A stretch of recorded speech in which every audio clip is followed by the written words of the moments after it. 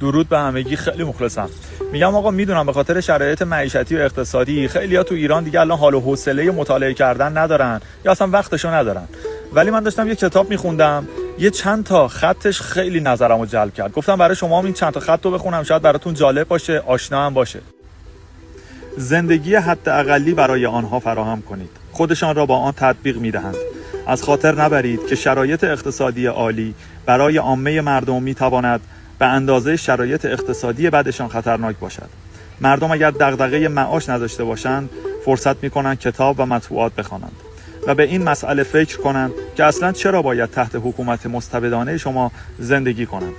پس سیاست شما باید از این قرار باشد: شرایط زندگی حداقلی برای مردم فراهم کنید، اجازه پیشرفت به اقلیتی که بیش از این میخواهند بدهید.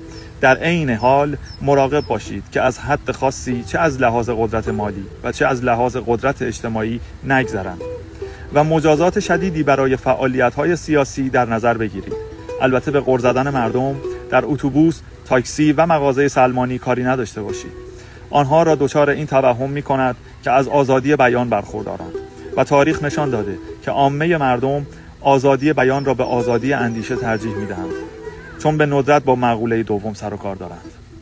کتاب چگونه بر جهان حکومت کنیم. خیلی مخلصیم و تمام.